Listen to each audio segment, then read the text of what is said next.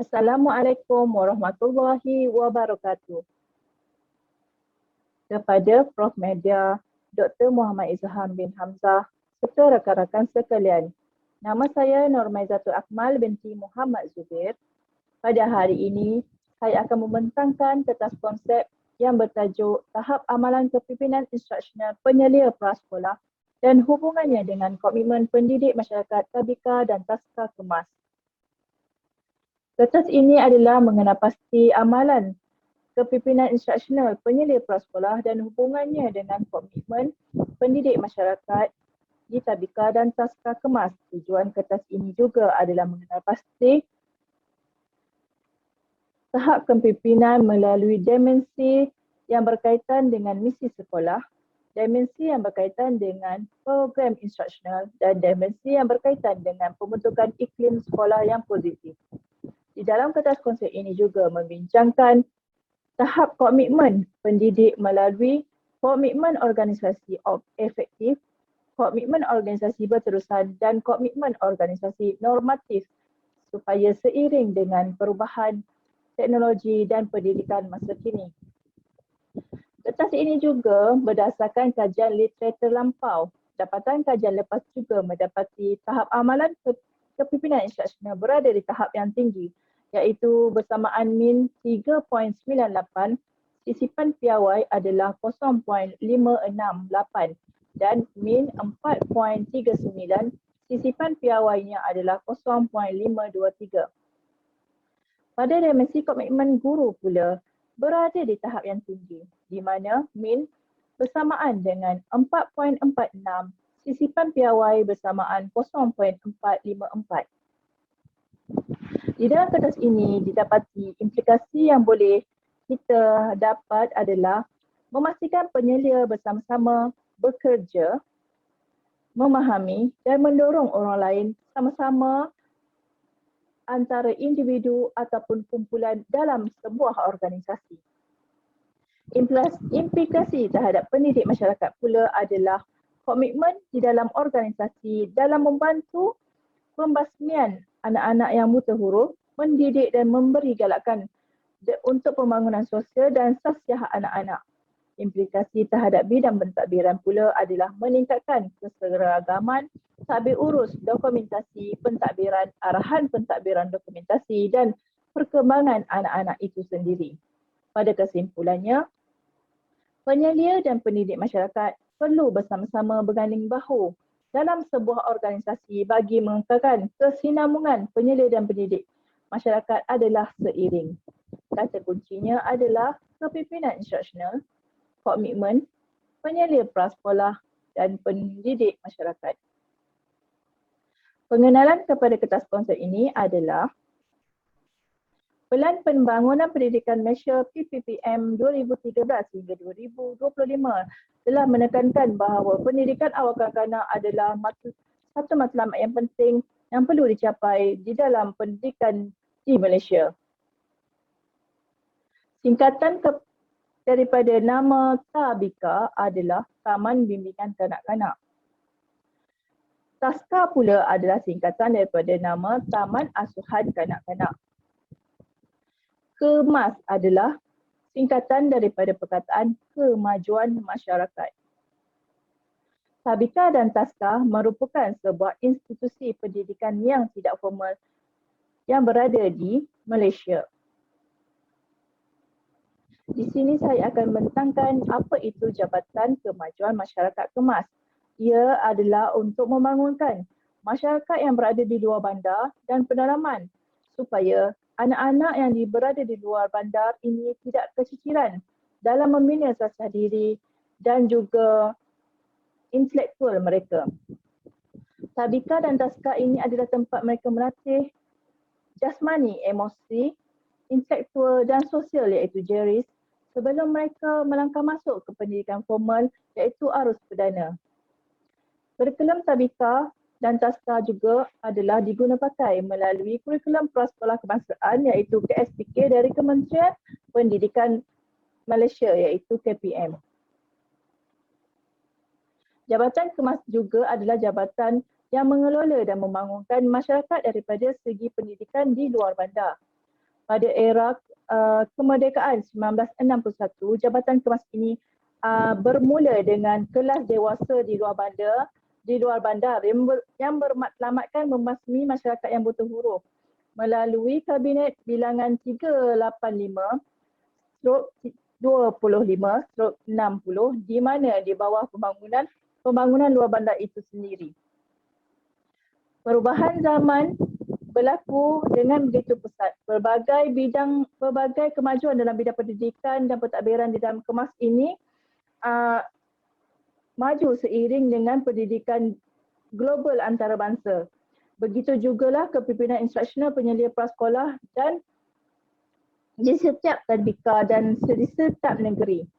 Penyelia prasekolah adalah orang yang akan mentadbir dan mengelola aktiviti yang menentukan matlamat misi tadbika taska itu tercapai. Menurut Mary G. Payne dan Abdul Said M. Batong, pada tahun 2019 menyatakan bahawa Kemas berperanan membangun sosioekonomi masyarakat di luar bandar secara produktif yang dikelola oleh bahagian gerak daya wawasan dengan mengadakan pelbagai kelas inisiatif seperti literasi komputer, pendidikan kesejahteraan keluarga, pusat sumber, bina insan dan pendidikan awal kanak-kanak itu sendiri iaitu tadbika dan taska.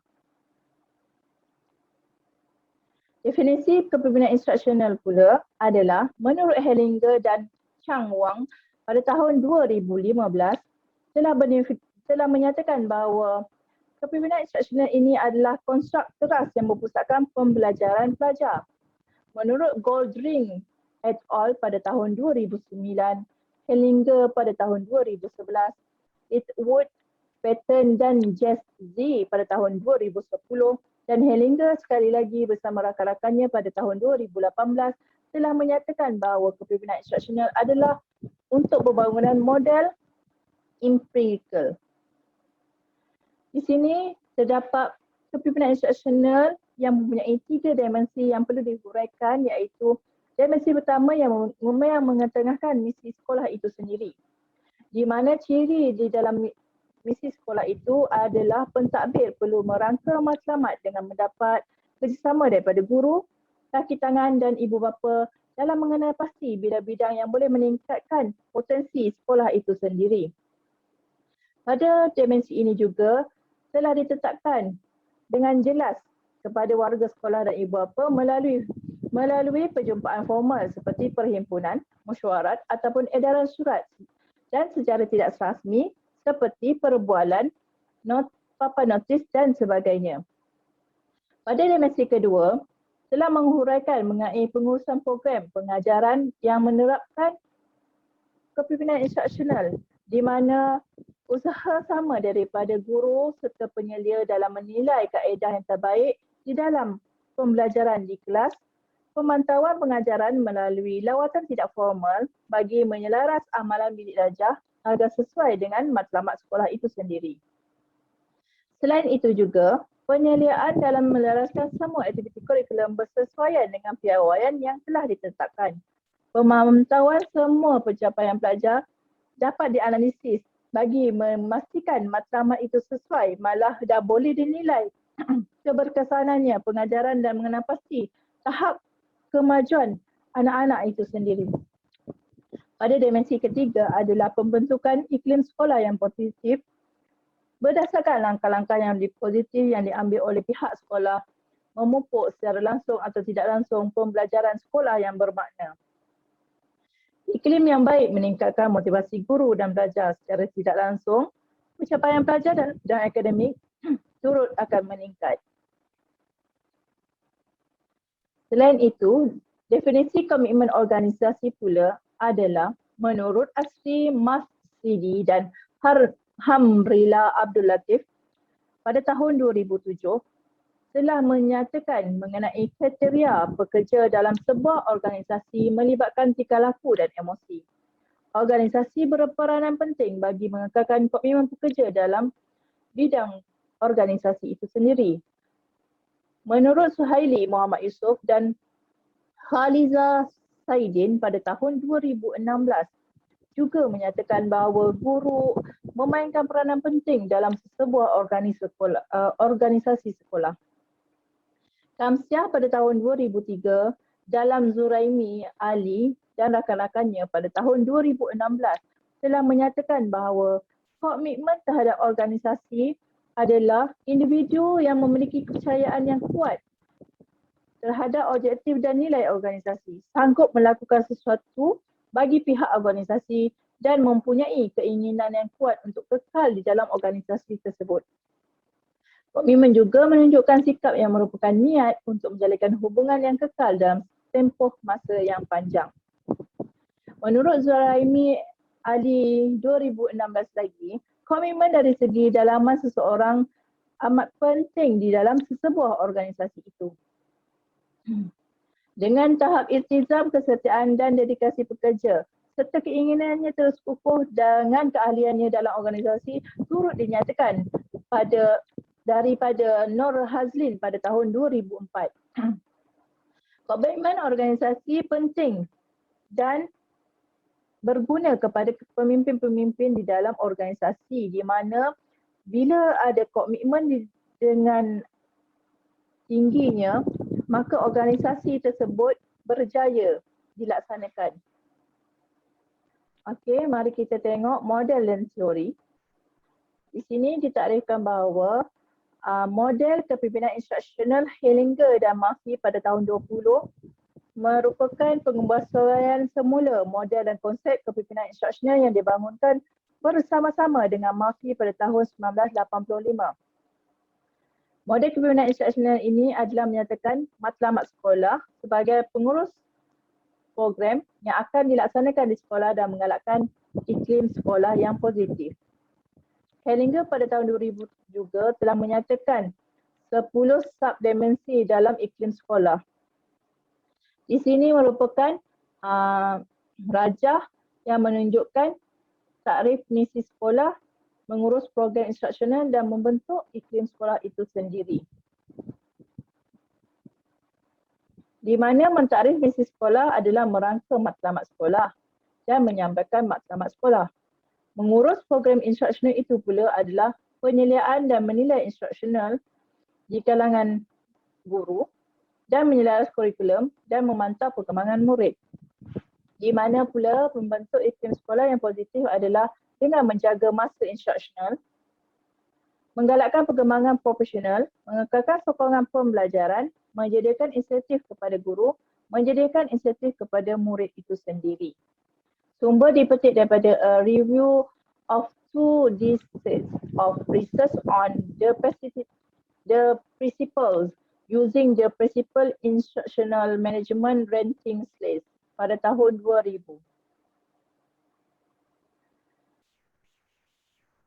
Teori model komitmen 3 komponen Mayer dan Allen pula diambil pada tahun 1991. Di sini terdapat 3 komponen Mayer dan Allen pada tahun 1991 membawa kepada komitmen efektif, komitmen berterusan dan komitmen inovatif.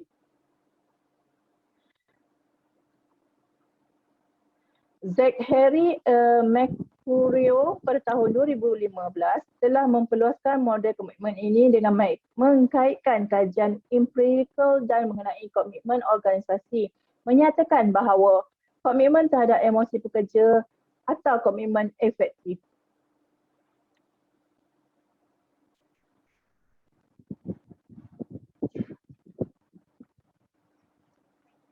Kajian literatur.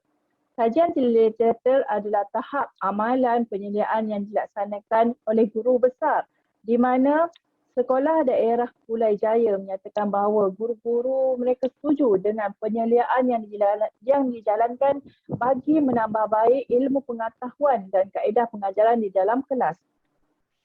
Selain itu juga, kajian ini disokong oleh Subaidah pada tahun 2001 membawa penyediaan adalah satu kebaikan kepada kaedah pengajaran dan mutu profesional ISMA dipertingkatkan berkait dapat dengan komitmen guru yang tinggi terhadap pentadbiran sekolah itu tersebut. Pada kajian lampau oleh Hamdan Rahimah pada tahun 2011 pula, telah berlaku peningkatan sikap yang positif setelah penyeliaan yang dilakukan. Perbincangan antara dua hala terhadap penyelia dan guru menjadi komitmen guru selepas penyeliaan itu meningkat. Menurut Lina Nurhayati pada tahun 2010 dan Robin Judge pada tahun 2007 telah menyatakan bahawa komitmen guru dalam pelibatan, menilai dan menetapkan matlamat sekolah akan meningkatkan kepimpinan instruksional itu sendiri. Dapatan kajian, dimensi mendefinisikan misi sekolah iaitu mempunyai min 4.13 dan sisipan piawainya adalah 1.020 iaitu berada di tahap yang tinggi. Di mana dimensi menguruskan program instruksional juga berada di tahap yang tinggi dengan min 3.96 dan sisipan piawainya 0.520. Dimensi membentuk iklim sekolah yang positif pula mendapat skor min 3.87 di mana sisipan piawainya adalah 0.592 iaitu berada di tahap yang tinggi juga. Dan keseluruhannya adalah 3.98 dan sisipan piawainya adalah 0.56. Ianya juga berada di tahap yang tinggi. Dapatan kajian ini menunjukkan kepimpinan instruksional betul-betul diamalkan di sekolah ini dengan dapatan kajian tahap keseluruhannya adalah tinggi.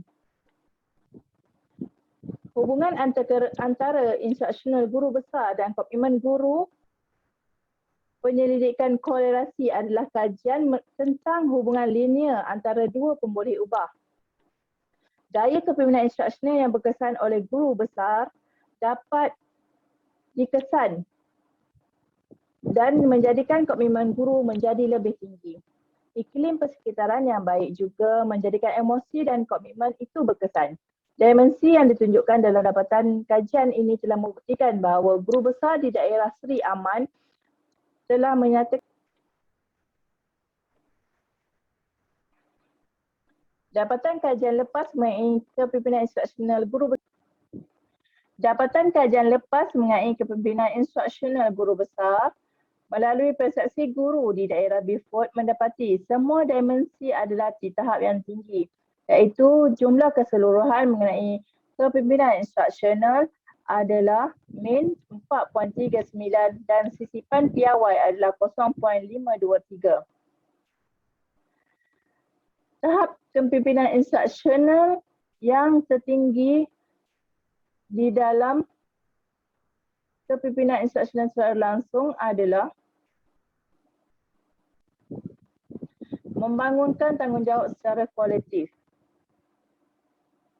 dan menggalakkan pembangunan profesional dan merangka matlamat sekolah, juga memastikan pembelajaran di sekolah adalah berkualiti.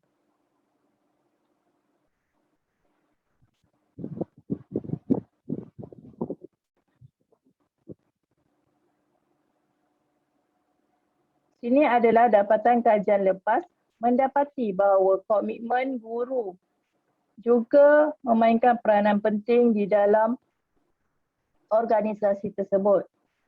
Dapatan kajian lepas melalui komitmen guru mendapati bahawa tahap interpretasi guru adalah tinggi di mana penerimaan matlamat dan nilai organisasi min berada di tahap 4.45, sisipan piawai 0.503, kesediaan untuk mencapai matlamat iaitu 4.52 dan sisipan piawainya adalah 0.472. Min bagi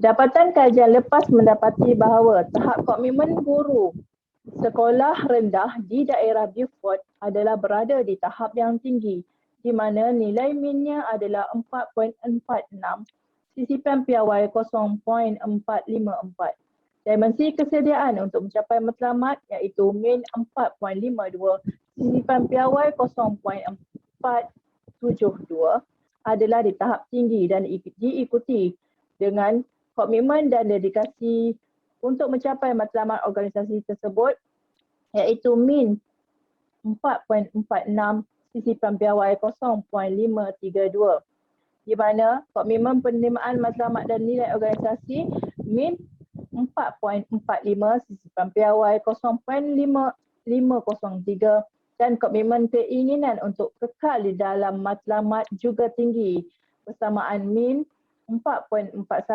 sisipan piawai 0.531.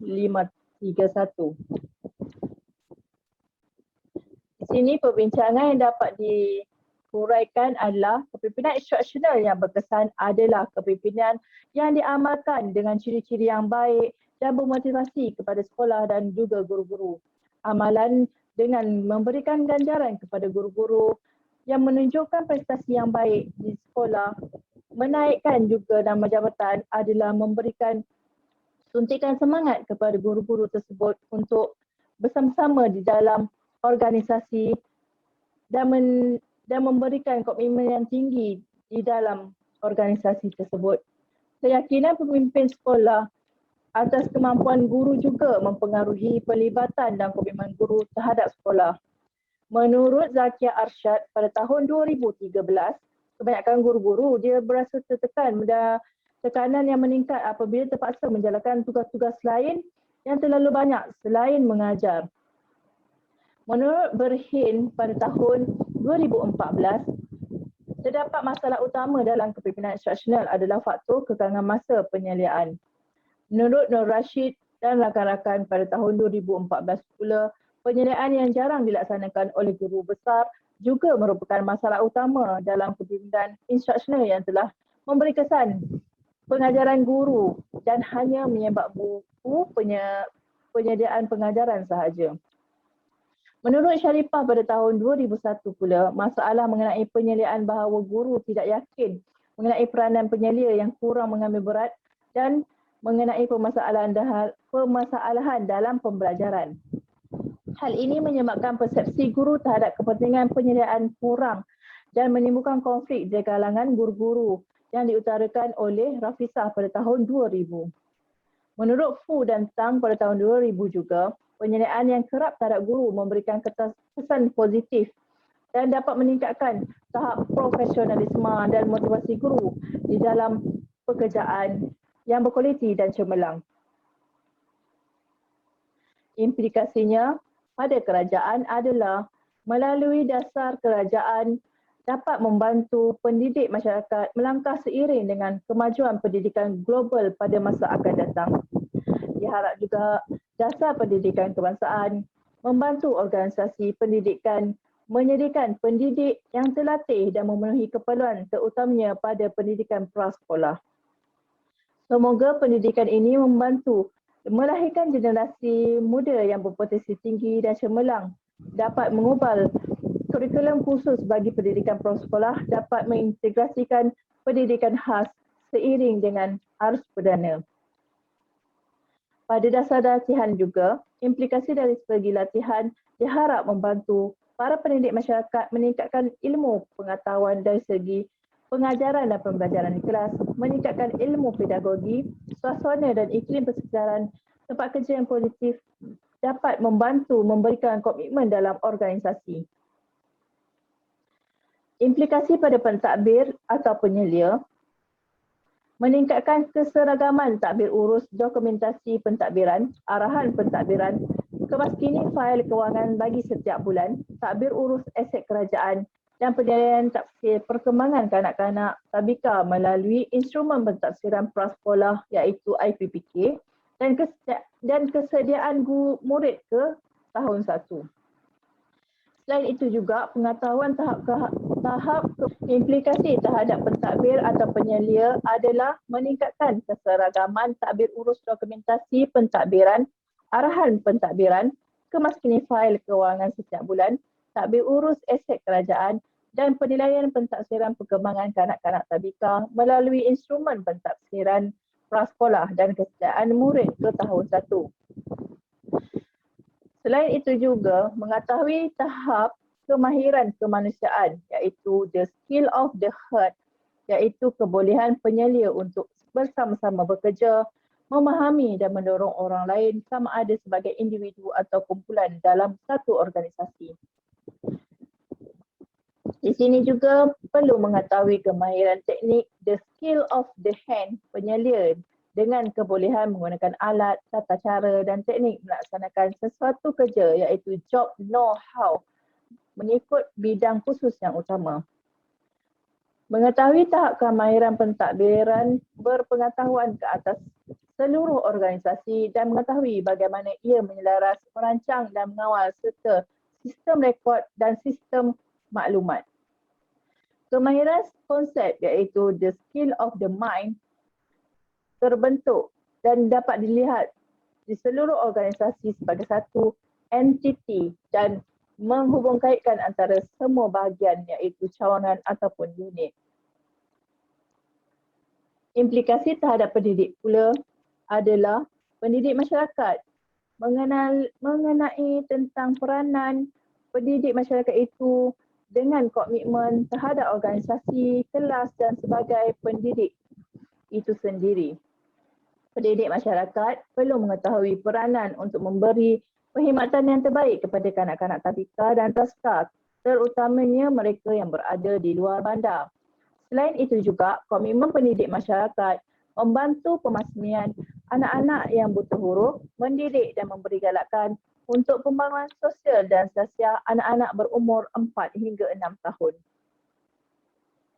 Pada kesimpulannya, kepimpinan instruksional penyelia ataupun takbir di dalam sebuah organisasi amat penting bagi melancarkan takbir urus dan menjadi berkesan dan bersistematik. Gaya kepimpinan instruksional yang baik memberansangkan komitmen organisasi yang positif kepada pendidik masyarakat itu sendiri. Pendidik dan penyelia perlu bekerjasama bagi menaikkan nama jabatan dan mencapai sasaran kerja tahunan yang telah dirancang. Berdasarkan daripada dapatan kajian lepas mendapati bahawa kebanyakan pentadbir dan penyelia dalam organisasi pendidikan memainkan peranan yang baik. Sekian, terima kasih.